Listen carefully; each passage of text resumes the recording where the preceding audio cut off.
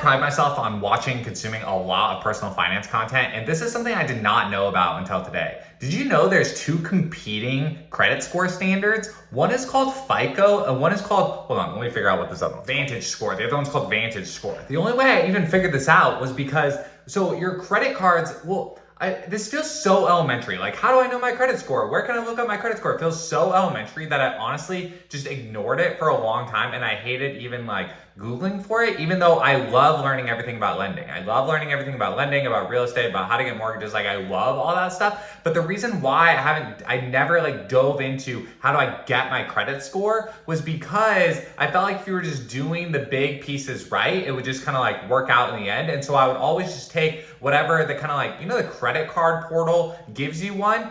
This is where things started to take a turn.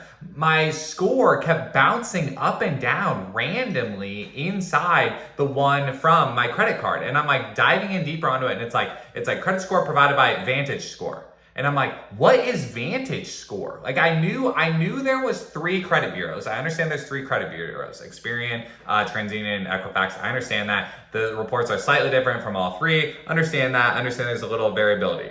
Totally get that part. I had no idea that there was a Vantagescore and then a FICO score. I didn't know that. And so I was just taking whatever these credit card ones were going, and what it feels like, my hunch, this is a complete guess, because again, I'm not gonna sit here and like read you what ChatGPT says about it or read you what like Reddit things say about it. I'm telling you in the moment, mind blown, learning something new about personal finance. Again, I like dive pretty deep, watched a whole Graham Stephan video about credit score that was like 18 minutes long last week, had no mention of there being a Vantagescore and a FICO score. So I've never heard of this thing before. I understand the big blocks of how to affect your score, but here's why this is bothering me so much. There's a 110-point difference between my Vantagescore and my FICO score. And so that's what's triggering me to go and Google and dive into the deepness of each score or whatever.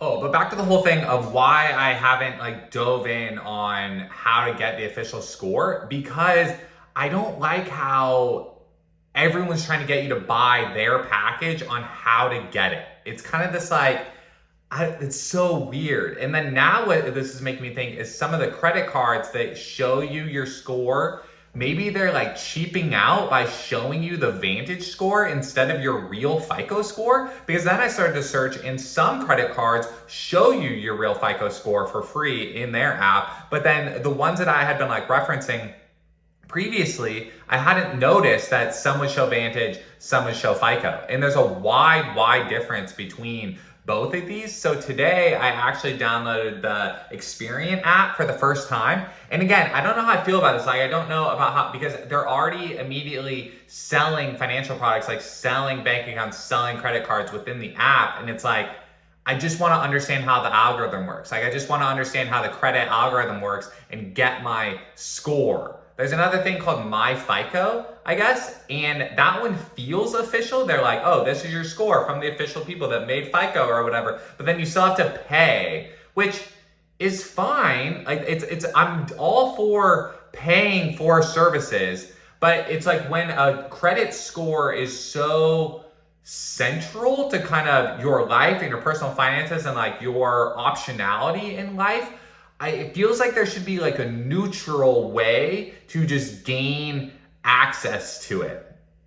And that's what I'm kind of torn about. Again, like I knew there was the different bureaus, and so going to each bureau and pulling your report, looking at it, but I had no idea that there were 2 also competing standards and algorithms, I guess, for like the weightedness of things. Well, so where do we go from here now that we know there's 2? I'm trying to get to some sort of closing point more than just, well, gotta always be learning about personal finance. Like, I'm really hung up on this whole thing of all of the credit score kind of advice or tutorials kind of online talk about, like your age of your credit lines matters, your mix of your credit lines matters, paying on time matters, like all of these kind of like building blocks of the thing matters, but then no one has dove into kind of like that there's 2 algorithms. There's literally 2 algorithmic standards looking at each of those buckets. How on earth has that not like been surfaced in kind of the typical content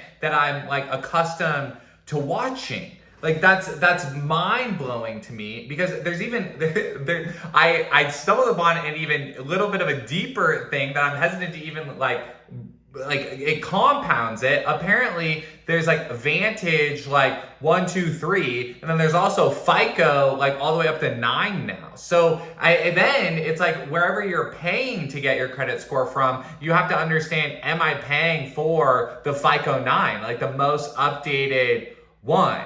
You know, and this is why in an alternate life, it would be very, very interesting, you know, to be a loan officer, because then you can just have the real kind of like commercial tools that are this. Like, I actually wonder if instead of paying, like, it's like, okay, if I'm already have to pay for this, like if I have to pay for this, then do I have to pay for the consumer version of this, or can I just go and buy the commercial tool and literally put together my own like loan packets to understand what's actually happening? Because that's just that, yeah, it's all just math. Like, it's all just math and software, which is why it's just mind-blowing to me that I had no idea that there was two competing ways to calculate each of these things happening in each of the credit score buckets until today.